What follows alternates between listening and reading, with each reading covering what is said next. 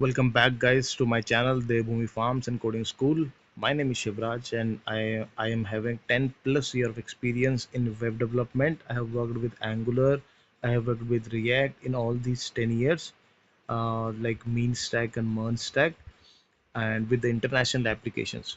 So today, I am making a video that is very important if we are switching companies or if internally we are switching projects और अगर हम fresher हैं हम we wanted to give like prepare for the interview.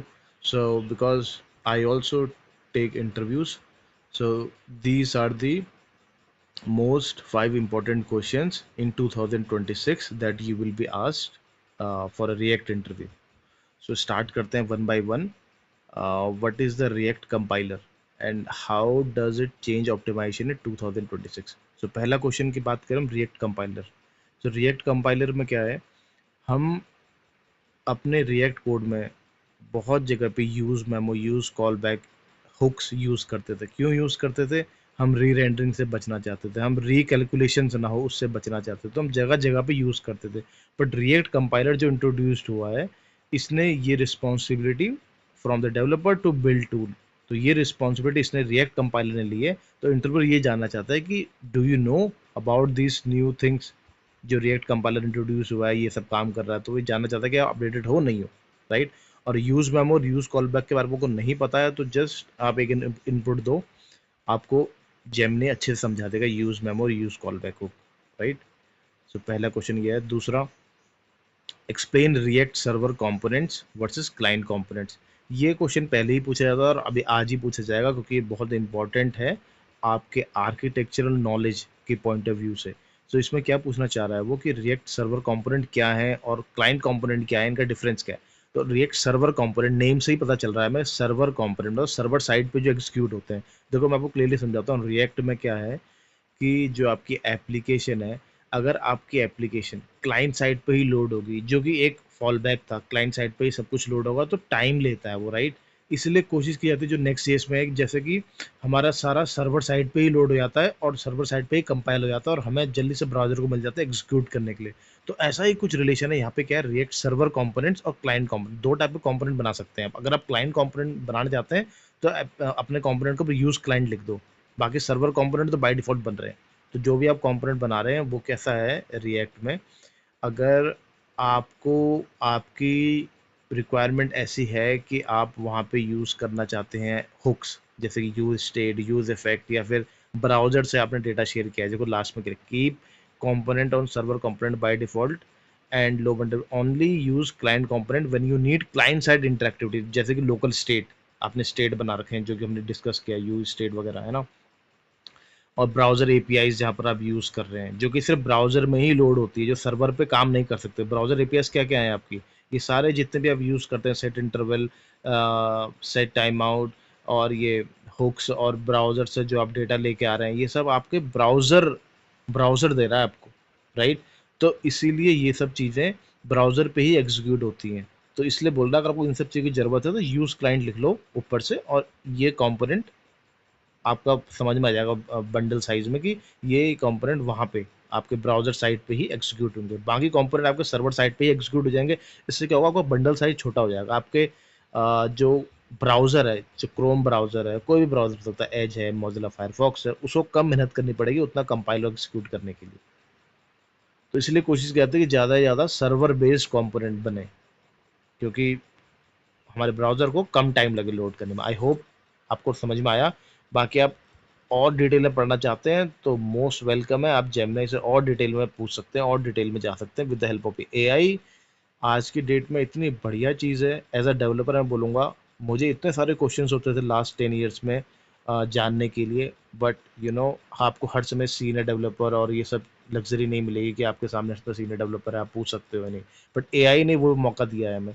तो जो लोग पढ़ना चाहते हैं उनके लिए, जो लोग डीप नॉलेज लेना चाहते हैं, कोडिंग में आना चाहते हैं, अब उनके लिए बहुत अच्छी चीज़ है एआई. अब सारे क्वेश्चंस क्लैरिटी हो जाती है. नहीं तो पहले हमें रुकना पड़ता था, सीनियर डेवलपर के पास टाइम है तब हम पूछते थे, है ना. बहुत सारी चीज़ होती थी, ये पूछूँ या ये पूछूँ. अभी एआई से जो जितने भी लोग डेवलपर हैं, जिनको बहुत क्यूरियोसिटी होती है, डेवलपर को होती, वो इंजीनियरिंग है ही ऐसी चीज़ जिसमें आपको याद करना पड़ता है, नई नई चीज़ें इन्वेंट करते हो खुद से आप. तो एआई बून है इस समय आपके लिए, एकदम आशीर्वाद है। थर्ड क्वेश्चन पे आते हैं। अब नीचे के जो 3 क्वेश्चन है ये लेटेस्ट अपडेट्स हमारे रिएक्ट में, और ये तीनों अगर आपको आएंगे तो वो ये जानना चाहते हैं आपको रिएक्ट में जो अपडेट्स हैं, क्योंकि अब रिएक्ट डेवलपर हो, आपको मालूम है या नहीं मालूम है, राइट? तो तीसरा क्वेश्चन है, what are actions in modern React, how does use action state hook works. So ये फॉर्म के स्टेट के हैंडलिंग के रिगार्डिंग है। तो इसमें क्या है, विद एग्जांपल हम समझते हैं, ये आप पढ़ लेना थ्योरी, इसमें ऑन सबमिट में कैसे चल रहा है, ठीक है? मैं इसका वो भी दिखाऊंगा पहले कैसे काम करता है हमारा फॉर्म। अभी देखो, कॉन्स्ट एरर, सबमिट एक्शन और इज पेंडिंग, ये तीन आपको कहाँ से मिलेंगे? ये तीन आपको यूज एक्शन स्टेट से मिलने वाले हैं, ये तीनों, ठीक है? और यूज एक्शन स्टेट को आप क्या पास करेंगे? प्रीवियस स्टेट और फॉर्म डेटा, ठीक है? और ये दोनों को लेता है, प्रीवियस स्टेट और फॉर्म डेटा को। और error, submit action, is pending, तो ये आपका इतनी सहूलियत कर देता है, इतना आपको हेल्प कर देगा आपके फॉर्म के संग खेलने में।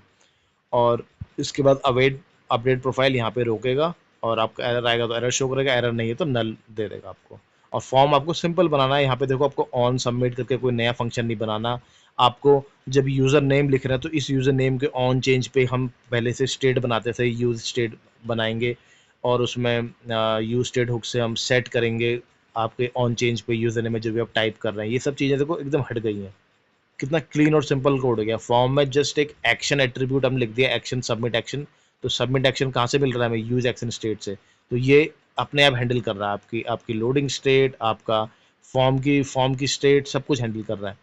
और आपकी ये इस इन प्रोग्रेस है ना, इन प्रोग्रेस अगर पेंडिंग में है तो बटन को डिजेबल करना है, ये सब कौन हैंडल कर रहा है? Use action state.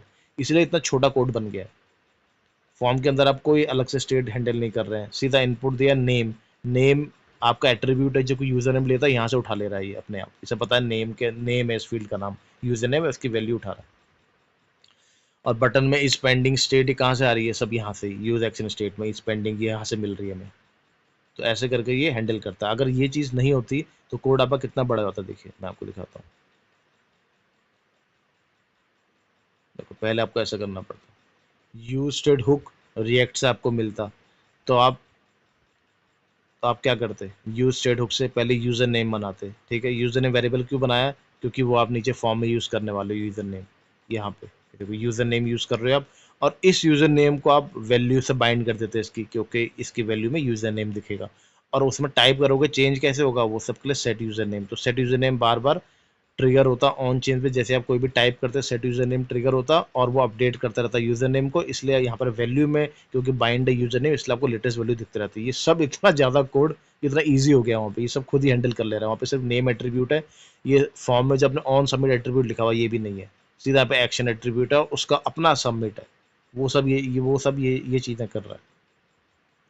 ऐसे डिजेबल्ड में आपको इस पेंडिंग लिखा हुआ है, तो इस पेंडिंग के लिए आपने यहाँ पे ये यूज स्टेट बना के रखा हुआ है, राइट?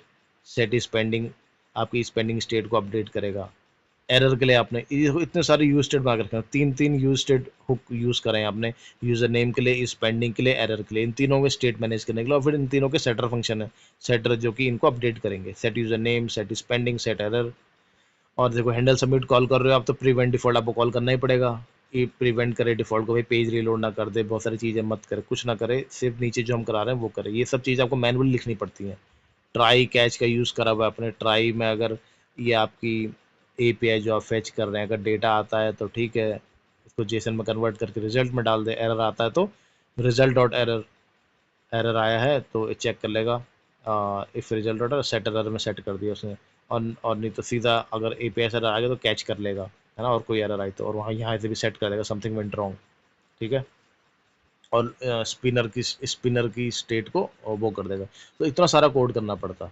बट अभी इसी को देखते हैं। देखो लास्ट में मैंने पूछा है इसे समझाने के लिए नए वाले कोड को भी लाइन बाय लाइन, तो ये आप यहाँ से स्क्रीनशॉट भी ले सकते हैं।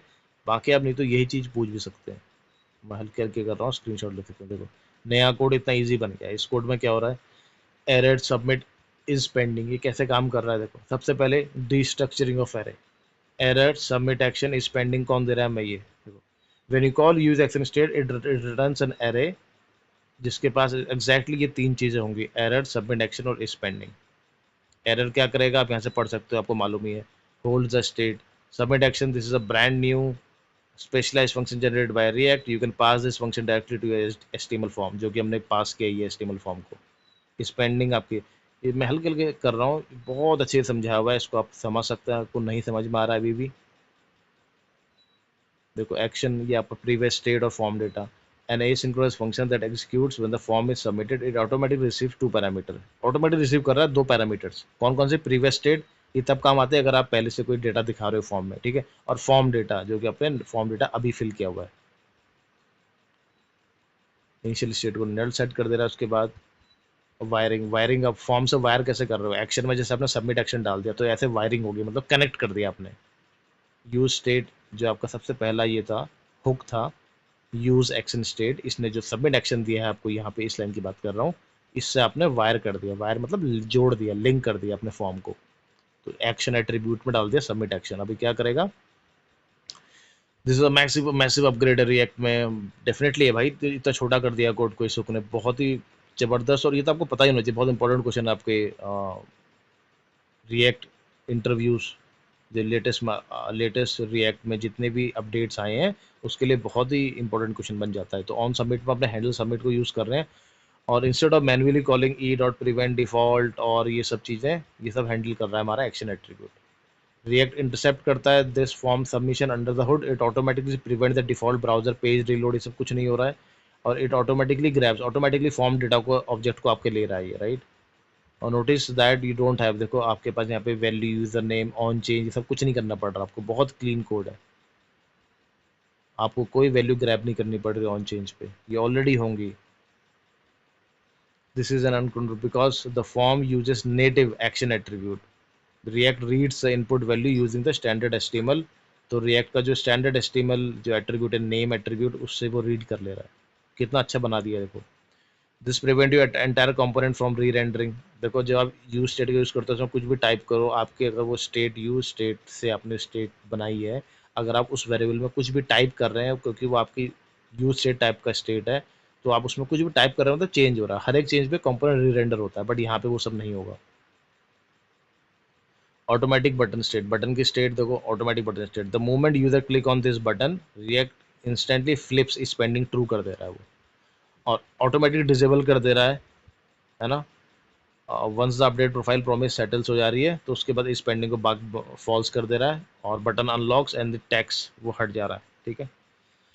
तो गाइस ये आपको स्क्रीनशॉट भी ले सकते हैं, बाकी एक एक लाइन करके आपको समझा दिया है मैंने जेमिनी की हेल्प से, और बहुत ही अच्छा कोड कंपेयर करके दिखाया। तो आई थिंक थर्ड क्वेश्चन भी आपका क्लियर हो गया। बाकी दो क्वेश्चन हैं वो भी बहुत इंपॉर्टेंट है, उनको भी हम समझेंगे।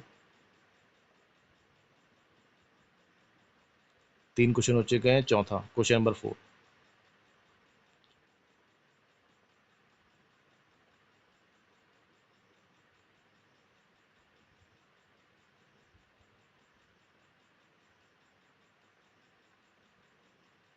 How does the use hook differ from the standard React hooks? देखो स्टैंडर्ड के जो रिएक्ट हुक्स हैं उससे जो नया यूज हुक आया है वो कैसे डिफरेंट है।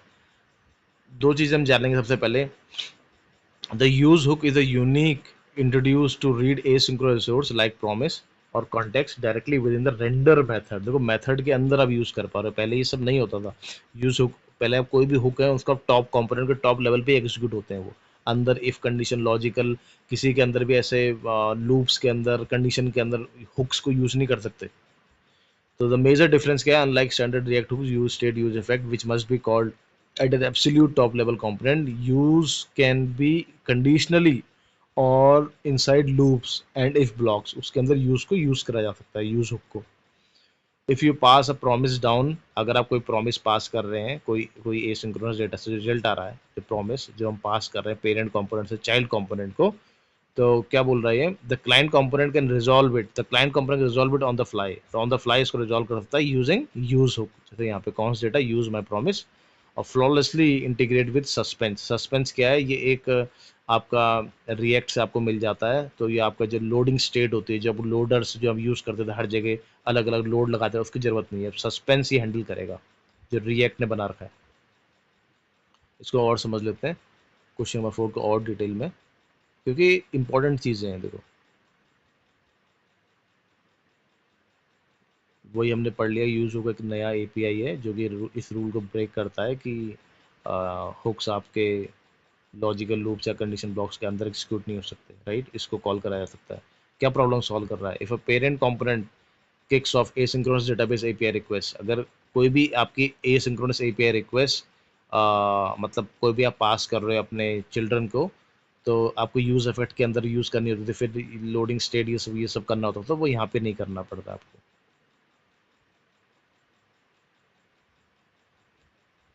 देखो पहले आपको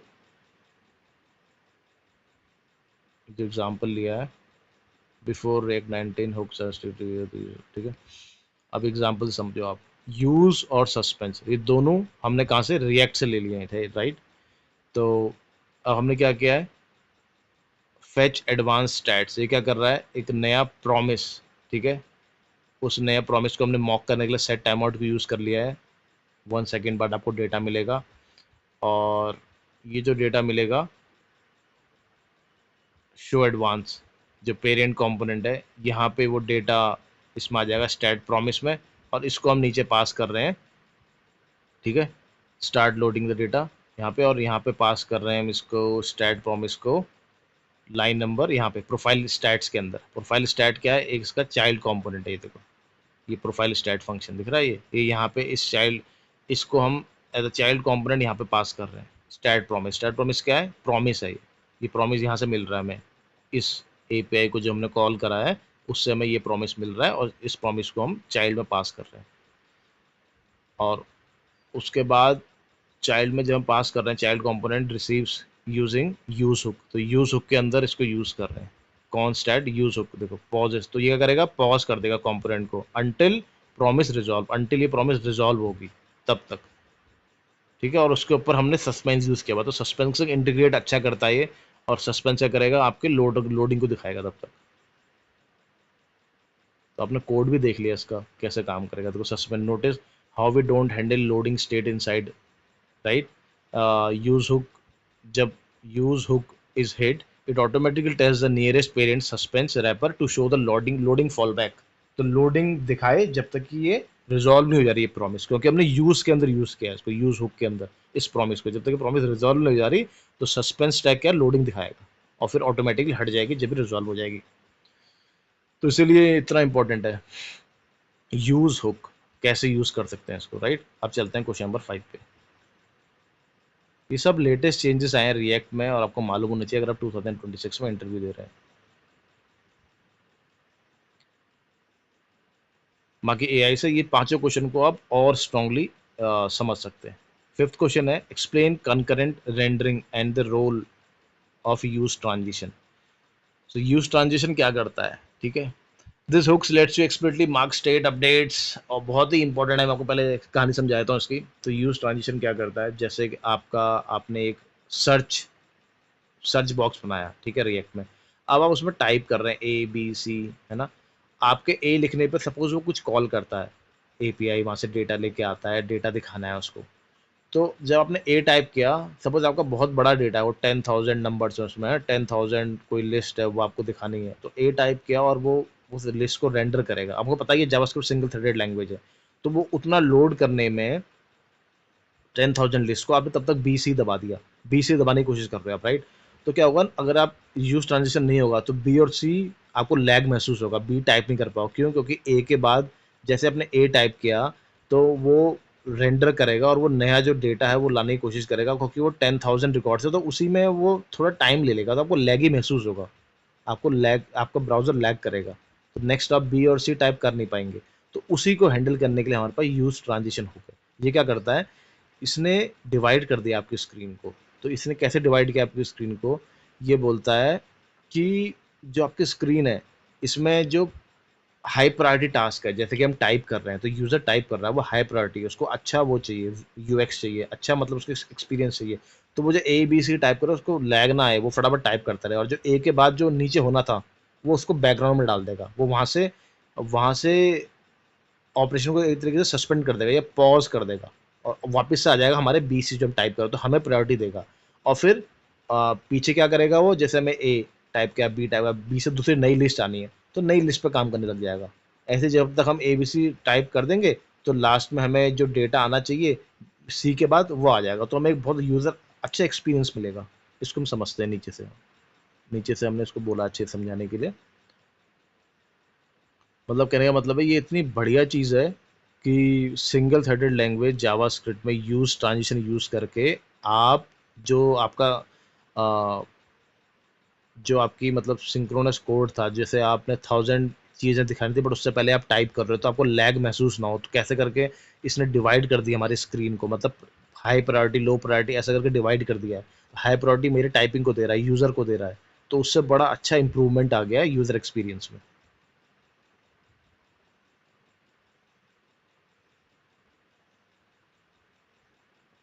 ये है